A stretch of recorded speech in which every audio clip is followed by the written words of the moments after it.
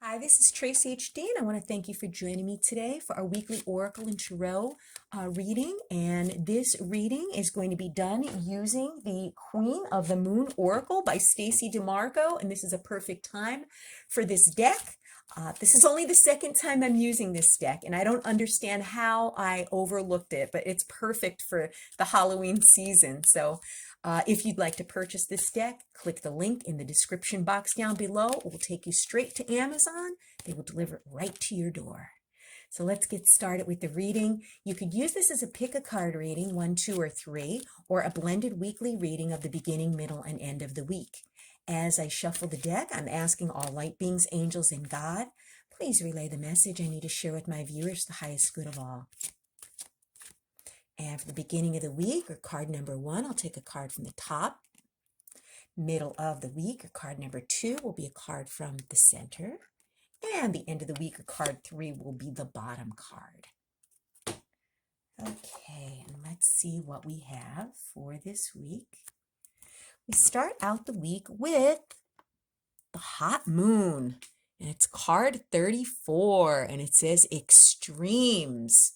And we have this person perspiring, maybe waking up in the middle of the night with hot flashes. Now, he's male, so I doubt he's going to get hot flashes like we women do. But nevertheless, it seems like he's stressed out about something. And he has a nice cold glass of water here. Okay, and this card number 34, for those of you that follow numerology, is telling us, learn how to handle crisis with calm and resilience. Seeking balance is superior to seeking extremes. There are better ways to handle conflict than rage and outrage. There may be someone who seeks to disrupt your business or life in some way. This too shall pass. And, most of us have experienced extremes of weather, boiling hot days or freezing with snow and ice. You certainly know, that these things are stuff we have no control over. It's just how we handle them.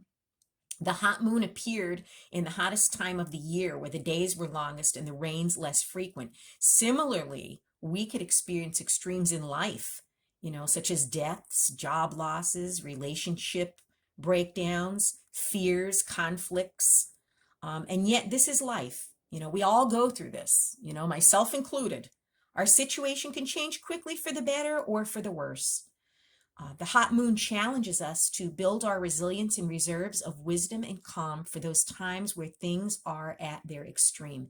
It reminds us that developing grace under pressure is worth its weight in gold, that even these extremes in time will pass. So we always have a choice whether to react or to respond to a situation. When we react in an outburst, it usually makes the situation worse. When we maybe practice the pause, so they say, to pause, count to 10, and then give a response to someone, that is very effective. So we may be faced with something extreme in the beginning of this week, and this card's pretty much telling us to handle it with grace. And, we all have to practice this because it does not come easily. Human nature tells us to lash out, but you know what? We got to gain self-control and step back, because sometimes we can make a situation worse. And then the second card, or the middle of the week, we have fear. Oh, goodness. We don't want fear. And this is the waning gibbous moon. And this is card number 11 for those of you that follow numerology. And the time for courage is here. Fear is the only useful if it teaches you something.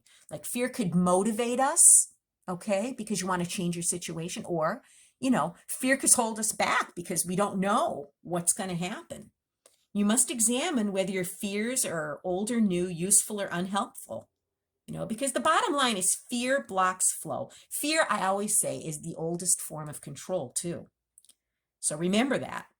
If there's one thing that stops people from fulfilling their dreams or even getting things done that they want done, it's fear. Experiencing fear is built in, a chemical part of the way our brain works to protect us. Like, they call it, I believe, the fight or flight response. Yes. So if you're fearful, you're like tensing all of your muscles up in your body and stuff. And by the end of the day, you're exhausted. You feel like you're in a train wreck. That's what my old job was like. Okay. We lived in fear of our jobs every day in the office I worked in, because it was a very toxic environment run by narcissistic managers. And I'm sure some of you out there could relate. And when it started damaging my health, that's when I took early retirement, because nothing was worth that. And I'll tell you, if you tense up every day like that and you're in that fight or flight response mode, okay, it affects the endorphins in your brain and the chemicals in your brain where you develop all kinds of anxiety. So it's very real. So if any of you are in a fearful situation, I highly recommend, removing yourself and detaching from that situation. Find another job. Remove those friends or family members from your life, because it is no joke. It will destroy, your health. And emotions such as fear cause the production of the whole body to give off chemicals that give us the best chance of coping, with that fight or flight situation. And that's okay if we're in a serious situation where we need to survive, like if we see a bear and we need to do something quick and we get fearful and our adrenaline is pumped up. Yes, that's a good situation where you have the fight or flight response, but not in your everyday life. No one should be living like that, walking on eggshells. There's a healthy kind of fear, the kind that warns us to keep out of a dangerous situation, like running into a bear, or, there's so many examples of that. You know what I mean?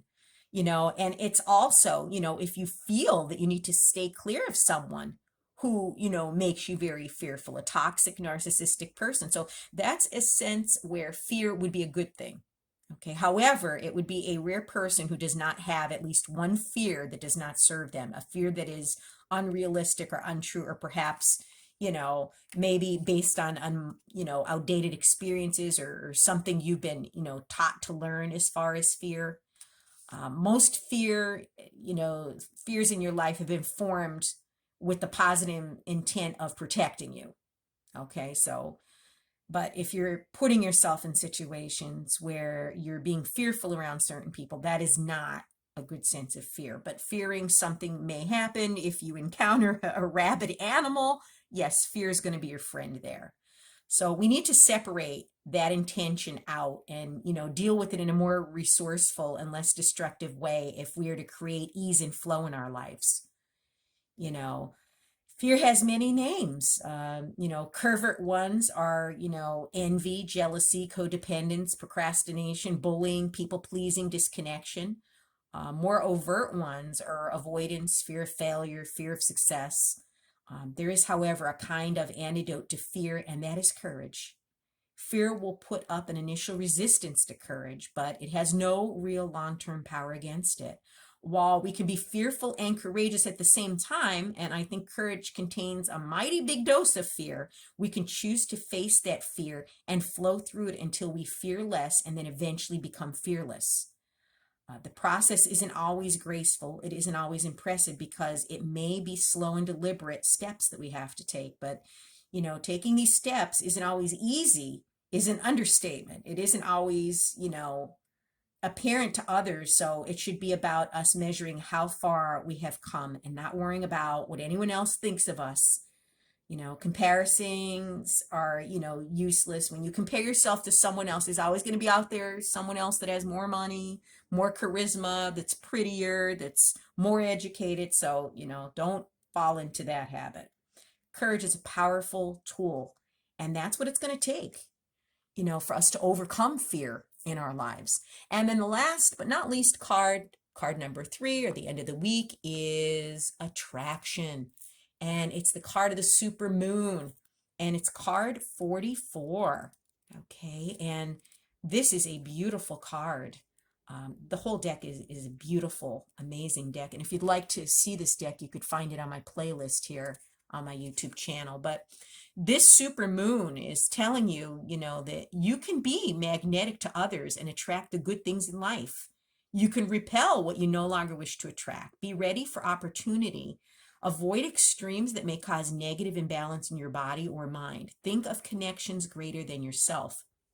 A super moon is a full moon that is the closest distance from the earth in its revolutions. It's also referred to as a perigee moon. The super moon looks huge in the sky, And being so close to the earth, it influences the oceans more than usual, causing more extreme tides than normal. And it's the gravitational pull. That's what causes the tides.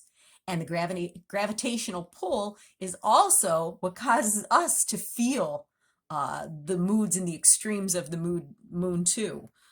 These changes in gravity and force are certainly noticeable, and for most people who follow the cycles of the moon and do magical workings aligned with them, it's the energy of the supermoons that's the most important. In a normal full moon, it gives us an opportunity to have, power and intentions, but a supermoon greatly magnifies the energy into a supernova. So that's why we call it super, because it's super big and super powerful, right? If we are growing, we all want to attract experiences into our lives. This can be positive relationships, a lifestyle that suits us better, clarity, love, prosperity, creativity, the list goes on and on. Equally, we also perhaps wish to be able to repel the experiences we don't want. It's important then to not just know what we want, but to be able to recognize what we don't want. Attraction isn't just about what we accept, but also how we discern. Blindly attracting everything we think of into our lives rarely makes us happy, but being focused about it does. This card also suggests that we think globally and for the whole. If you're making intentions on the supermoon, include one for the planet, of course, as well as yourself. And, I always intend for peace on earth, and I try to do my part every day to bring peaceful, positive things into this world by making these videos, by posting the stuff I post on my Facebook. I'm all about peace. I'm all about, riding the storm and knowing there'll be good times, bad times, and everything in between. Amazing reading this week. If you've enjoyed this reading, please like it by giving it a thumbs up. It's going to help me with the algorithms here to get this message out to people who need to see this video. Share it, and above all, subscribe, because I will be back with more.